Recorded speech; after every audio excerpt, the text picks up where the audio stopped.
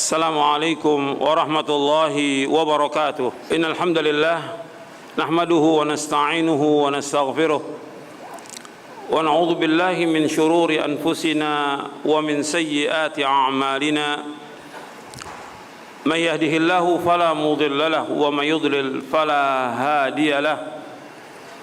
أشهد أن لا إله إلا الله وحده لا شريك له وأشهد أن محمدا عبده ورسوله. اللهم صل وسلم وبارك على نبينا محمد وعلى آله وصحبه أجمعين. Ayo ikhwah, a'azakumullah. Jadi istiqomah hati ini, karena hati ini termasuk yang paling penting.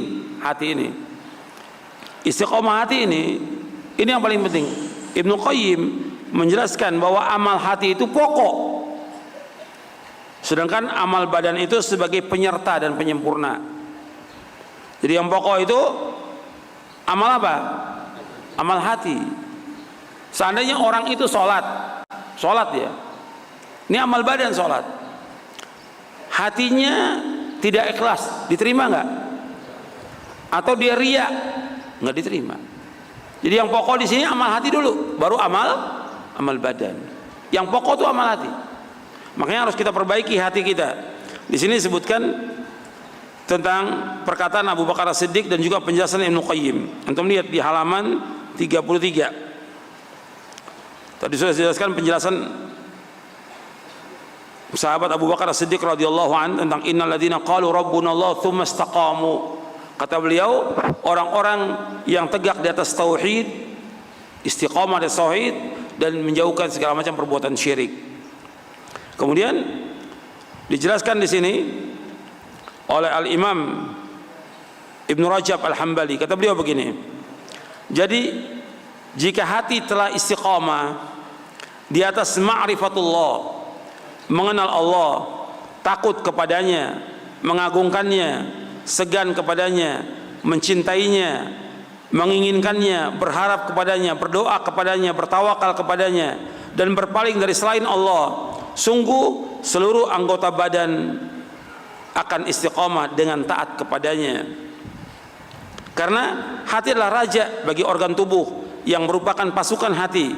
Apabila raja istiqamah, istiqomahlah pula pasukan dan rakyatnya. Sebab Nabi bersabda SAW, ala inna fil jasadi mudghah idza salahat salat jasadu kullu wa idza fasadat fasada jasadu kullu ala wa hiyal qalbu. Ketahuilah, di dalam tubuh manusia ada segumpal daging.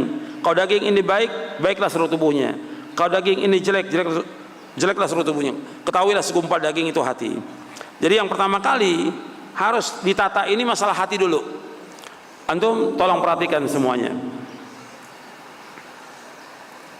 Seperti kita ngaji ini, nuntut ilmu, dikatakan oleh Imam Ahmad bin Hanbal, yang dikatakan menuntut ilmu itu artinya apa? Nuntut ilmu, asalnya ilmu itu apa? Takut kepada Allah. Aslul ilmi khasyatullah. Pokoknya ilmu takut kepada Allah. Takut ini tempatnya di mana? Takut tempatnya di mana? Di hati. Ini dulu, ini perhatikan. Tolong semuanya perhatikan, yang ikhwan, akhwat perhatikan. Ini penting ini. Ketika kita nuntut ilmu, yang kita harus bina ini bagaimana kita ini tunduk hati kita kepada Allah. Takut kepada Allah. Karena ini dakwah para nabi, para rasul, mengajak orang untuk takut kepada Allah. Semua dakwah nabi. Antum lihat, ketika Nabi Musa alaihissalatu wassalam datang kepada Fir'aun, ini tagut yang paling tagut, Fir'aun. Idhab ila fir'auna innahu tagha fakul hal laka ila an tazakka wa ahdiyaka ila rabbika fatakhsha. Disuruh Nabi Musa, pergilah kepada Fir'aun karena dia tagut, melewati batas.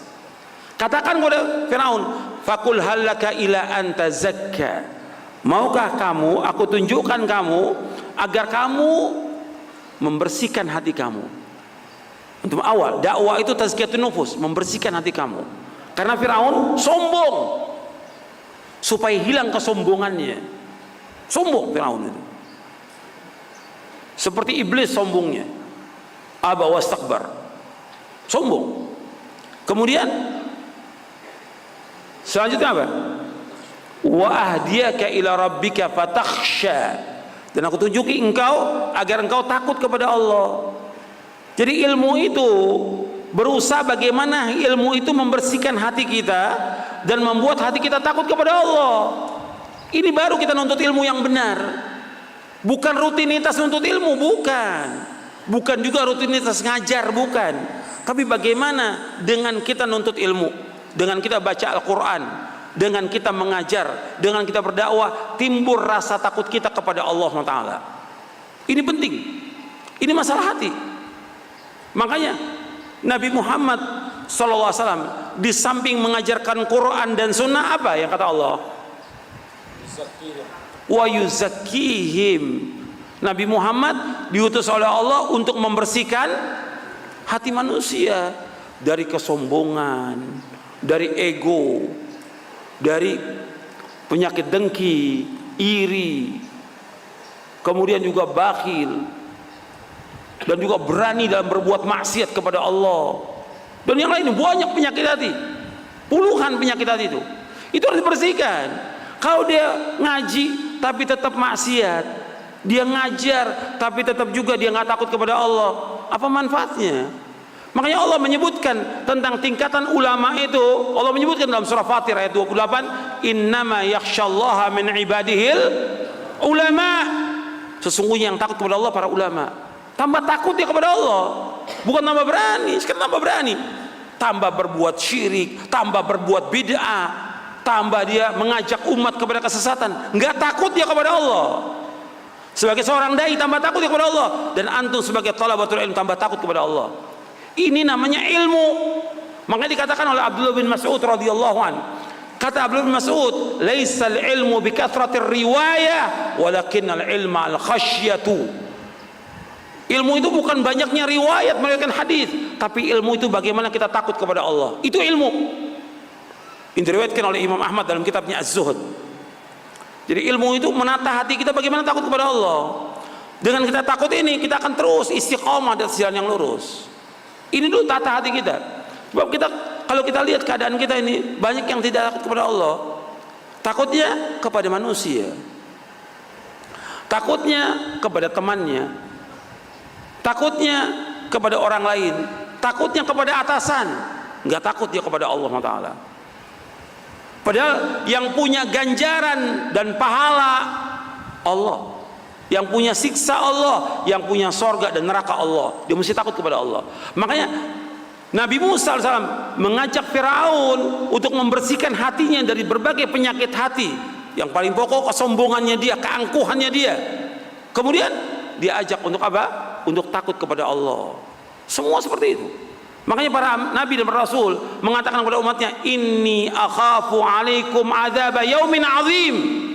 Sesungguhnya aku takut kepada kalian azab Allah nanti pada hari kiamat. Jadi kita harus takut. Kalau kita nuntut ilmu, takut harus ada dalam hati kita. Takut. Kita kalau berbuat begini maksiat, nanti bagaimana azab Allah. Kita melanggar, bagaimana nanti kita dihisab. Kita mengambil uang orang, bagaimana nanti dihisab ya hari kiamat nanti. Terus seperti itu, takut kepada Allah, nggak tambah berani. Ini banyak penuntut ilmu tambah berani, banyak ustadz tambah berani, banyak apalagi untuk lihat kiai-kiai dan yang lainnya tambah berbuat maksiat mereka kepada Allah Taala, tambah mengajak orang kepada kesyirikan dan bid'ah, nggak ada rasa takut dia kepada Allah Taala. Makanya hati ini harus ditata. Nabi Muhammad SAW mengajarkan Quran dan Sunnah, kemudian apa? Kemudian apa? Membersihkan hati manusia. Maka nikmat yang terbesar itu Allah sebutkan dalam surah Ali Imran, surah yang ketiga ayat 164. Surah 3 ayat 164. Allah berfirman, laqad mannallahu 'alal mu'minin idz ba'atsa fihim rasulan min anfusihim yatlu 'alaihim ayatihi wa yuzakkihim wa yu'allimuhumul kitaba wal hikmah wa in kanu min qablu lafi dhalalin mubin. Ingatlah, sungguh kata Allah, sungguh Allah telah memberikan nikmat yang besar kepada kaum mukminin tatkala Allah mengutus seorang rasul dari kalangan mereka yang membacakan ayat-ayatnya, membersihkan mereka, membersihkan hati mereka. dan juga mengajarkan kepada mereka Al-Quran dan Sunnah, meskipun mereka sebelum itu sungguh-sungguh dalam kesesatan yang nyata, sesat sebelum itu. Makanya datangnya Nabi Muhammad SAW nikmat yang paling besar dari semua nikmat yang ada. Jadi akhwani fiddin, azakumullah, ini yang pertama tentang istiqomah hati. Jadi yang pertama ketika kita ngaji nuntut ilmu, tata hati kita dulu nih. Hati kita ini udah benar, udah takut atau belum? Banyak segala macam penyakit hati yang bersarang di dalam tubuhnya. Kalau sudah begitu sulit. Kebenaran juga masuk susah. Kebenaran, hidayah untuk masuk juga susah, dan cahaya juga masuk susah. Karena apa? Sudah banyak penyakit itu. Kita wajib membersihkan penyakit itu. Saya cukupkan sampai di sini. Mudah-mudahan yang kita kaji bermanfaat, dan kalau ada kekurangan dari saya mohon maaf. Mudah-mudahan bisa kita pahami dengan benar dan kita amalkan, dan mudah-mudahan kita diberikan oleh taufik hidayah di atas Islam dan Sunnah, dan diberikan istiqamah. Wassalamualaikum Muhammadin sallallahu alaihi wasallam. Subhanakallah wa bihamdik, asyhadu an la ilaha illa anta astaghfiruka wa atubu ilaik. Assalamualaikum warahmatullahi wabarakatuh.